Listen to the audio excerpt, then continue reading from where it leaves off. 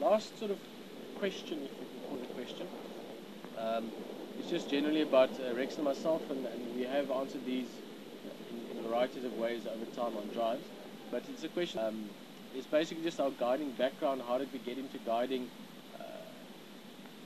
Specifically from a career point of view, but also more just in general. In other words, why are we sitting around a fire, waving away the smoke sometimes, and why do we enjoy sitting in a buffalo herd, even if you're covered in flies?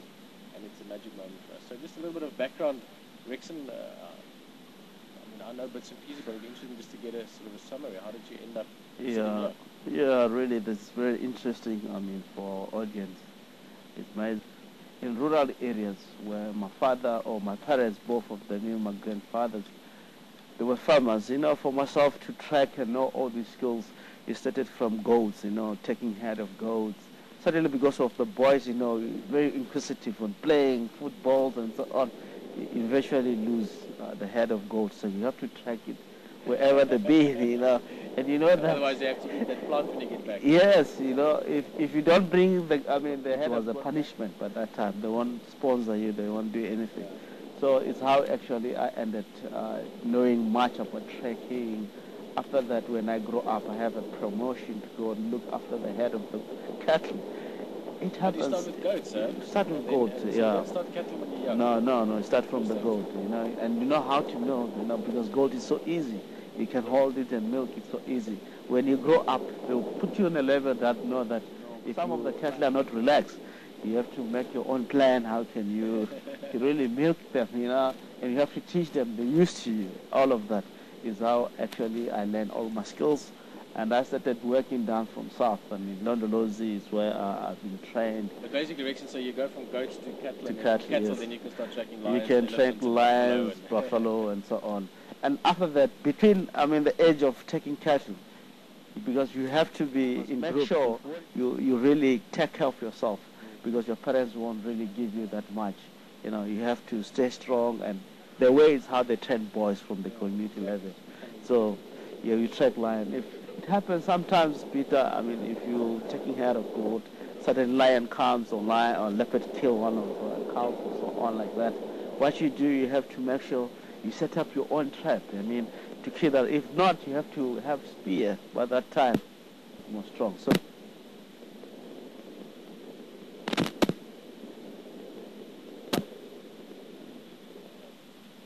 after that,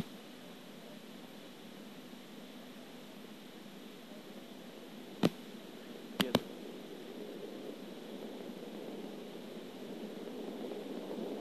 Women's around the don't have. You must be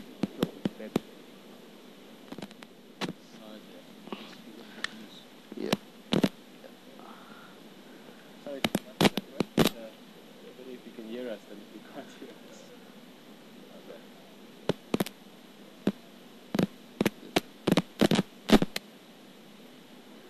It's taking a lot.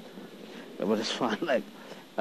Really, yeah, is how I ended to be like a trekking, guiding position.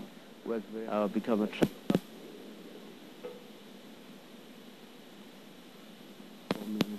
trekking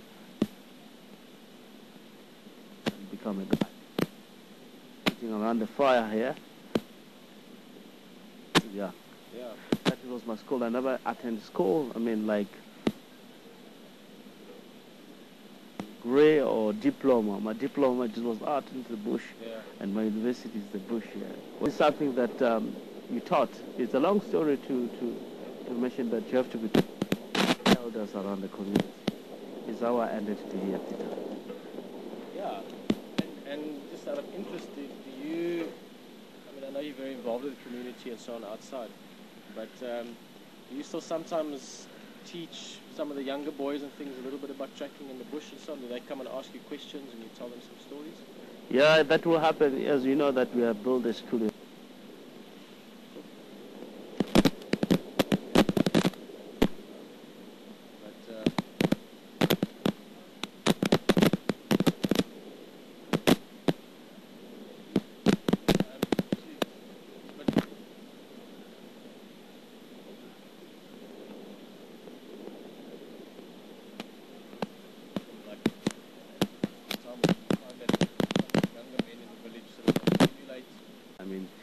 sometimes we spend the time, maybe 20, 25 boys we chat.